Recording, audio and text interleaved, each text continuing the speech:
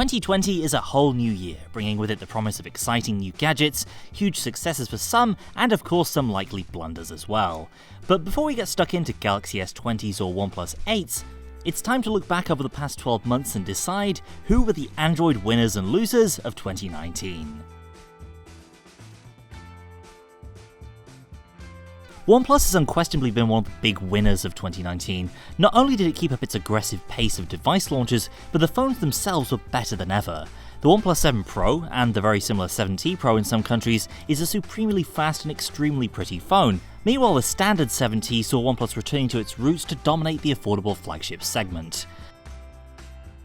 The Pro line is important here because it shows the maturity of ONEPLUS and the fact that it can now realistically compete with Samsung or Huawei or even Apple in some cases in terms of quality of the overall package. Meanwhile, the company inked new carrier deals, including a big one with T-Mobile in the US, plus certified Verizon support for the 7 Pro in the US was another important step forward. ONEPLUS even kept up its impressive software update cadence with a quick Android 10 update for unlocked 7 series phones, though sadly owners of the 5G version of the ONEPLUS 7 Pro will be left waiting until 2020 in that regard. Nevertheless, no question ONEPLUS went from strength to strength in 2019. Android 10 is fine, I guess, but for those of us who have followed Android's sweet treats since Cupcake, Donut, or Eclair, it's hard not to look upon the banishment of the confectionery-themed nicknames in 2019 without a tinge of sadness. Supposedly Android 10 was to become Queen Cake or Quince Tart before Google decided to go with a more universal brand that'd be easier on a non-English speaking audience, which is a laudable goal, but it does flatten some of the excitement around a new version of Android. The dessert name served as a personification of the new and exciting stuff in each major version release, and it's really a shame to see the back of them as we start out the new year. Then again, if I was Google, I wouldn't necessarily be relishing tackling Android V, W, X, or Y in the years ahead. Look, by many definitions, Huawei had a pretty tough year. Although it made a ton of cash in 2019, it did so while having to wrestle with a place on a US government blacklist, which severely restricted its ability to put out new Google-certified Android phones in the latter half of the year. The principal victim of Huawei's spot on the entity list was the Mate 30 Pro, a phenomenal phone which, without official Google mobile services support, is certainly doomed to failure outside of China. Sure, you can still use a backup tool to load Google apps and services on the Mate 30 and other recent Huawei phones, and if you're a weirdo like me, then that's fine, you'll have a great time using these phones. Most people, though, rightly don't want to have to deal with that sort of hassle. But where Huawei really shone in 2019 was with its last proper Google-sanctioned flagship, the P30 Pro. This was the phone I used the most in 2019, and the main reasons were the battery, which trounced everything else I'd used up to that point, and of course the cameras. Usable 5 to 10 times zoom in a phone is a revelation, and something I'm really excited for more brands to introduce in 2020. The P30 Pro also had phenomenal portrait and low light capabilities to the point where there was a real sense of FOMO, fear of missing out, if I was going to be somewhere cool looking and I didn't have that phone with me. For the sake of the market, if nothing else, here's hoping we're able to keep Google and Huawei on the same phone in 2020. I love the Pixel 4's camera and build quality and colours and the pure Android software, but the phone as a whole was kind of hit and miss. The battery life was crap, especially on the smaller Pixel, and the base storage and RAM was anemic, the display didn't ramp up to its full 90Hz refresh rate anywhere near as often as it should, and the wavy motion sense gesture feature is kind of all over the map with non-existent third-party app support. I've gone into greater detail on the problems facing the Pixel series and our Pixel Imperfect feature, so check that out for a more in-depth take.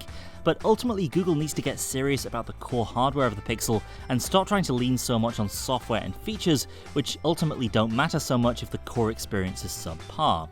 At this stage, if it weren't for the Pixel's excellent camera setup, nobody outside of core Android nodes would really care about these phones. Plus, as other brands catch up with Google in terms of computational photography, the Pixel risks losing its reason for being in the coming year. While you could argue the Pixel 4 was something of a bungled product, the Pixel 3a showed us what Google can do in phone hardware when it really puts its mind to it. The budget-centric 3a series gave us all the important bits of the Pixel 3 at a much more affordable price point, and with a feature set and level of build quality that felt like a much better fit. Important things like the Pixel camera were there, almost identical to that of the more expensive Google phones, and the chassis, though plastic, felt almost as good as the more premium materials used in the other Pixels as well. Battery life was far more reliable thanks to the use of leaner, lower-powered processors, and because of the lower resolution and the mid-tier platform, the 3A's 4GB of RAM wasn't a liability. It's no surprise then that Google fans feeling underwhelmed by the Pixel 4 are instead looking towards the mid-range successor, the Pixel 4a, which is due to launch sometime in the spring. LG's slow march into smartphone obscurity continued in 2019, with some truly baffling products that failed to compete in the broader market. The LG V50 ThinQ started the year with what was basically a carbon copy of the V40, only with a bigger battery and 5G connectivity and a weirdo dual-screen attachment. Then mid-year we got the G8 with its ill-judged wizard claw aerial gesture feature thing, and then finally in the fall the G8X doubled down on the dual screen thing with a more competent take on the idea, though the rest of that phone was decidedly meh. Now LG should be lauded for not playing it safe in 2019.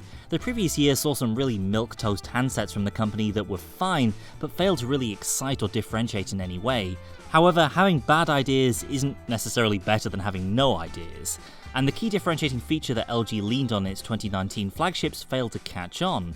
The G8's weirdo claw grip gestures and blood-based hand unlock system weren't any quicker than the mainstream alternatives they tried to replace, and although the dual-screen concept was pretty well done, the software around it was clunky and it paled in comparison to a true foldable phone. After almost a decade of hype, foldable phones are finally here. After a brief false start in April, the Samsung Galaxy Fold is available to buy right now, as is the Huawei Mate X if you live in China, and they're soon to be joined by other competitors like the new Motorola Razr in early 2020.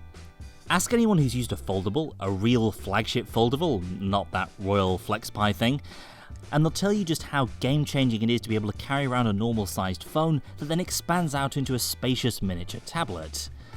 The other side of that coin, of course, is a more pocketable handset that opens out into a normal-sized candy bar slab. These are first-generation products. They're expensive, imperfect, in many cases fragile, and for now exclusively the purview of wealthy nerds and early adopters. Nevertheless, 2019 was the year that proved the viability and desirability of foldable smartphones. In October 2019, Essential, maker of the Essential phone, decided to unveil this weirdo phone stick thing, also known as Project Gem.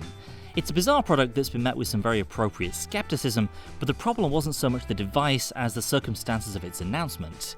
Essential founder Andy Rubin unveiled Gem for the first time on his personal Twitter account.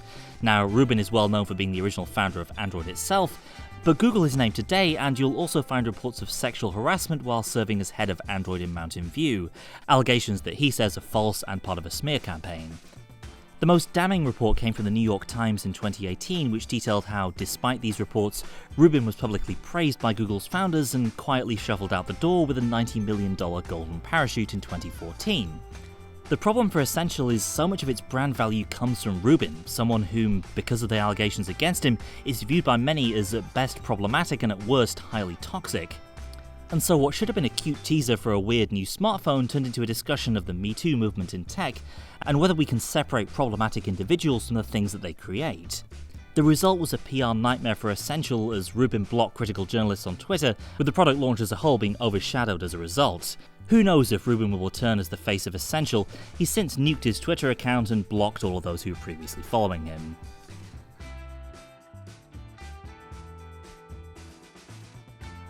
Samsung in 2019 felt like it was able to keep winning without even trying. Phones like the Galaxy S10 and Note 10 weren't exactly what you call adventurous. Samsung didn't mess with a core formula that's proven highly successful over the past 3 years, but in key markets like Europe and the US, it really didn't need to. Though fairly conservative, Samsung did manage to hit all the right price, performance, and design beats with its 2019 flagships.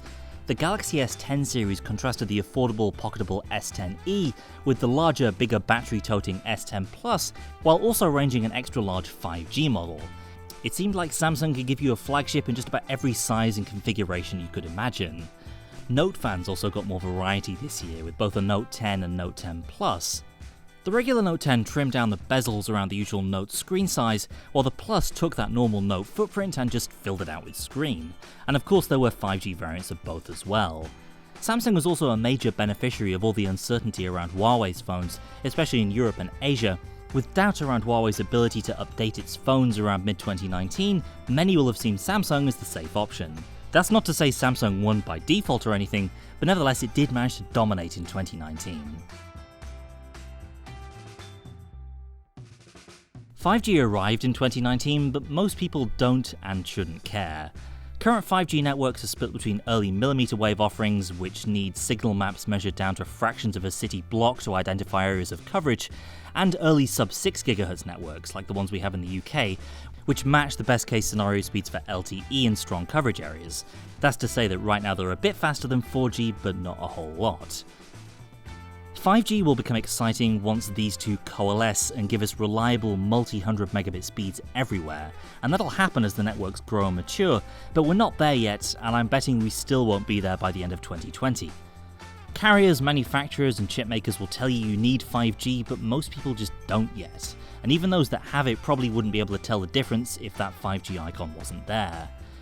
Overall, coverage remains sparse, and thermal and battery-related trade-offs are still very real, to say nothing of the extra costs of 5G connectivity in your phone and carrier plan.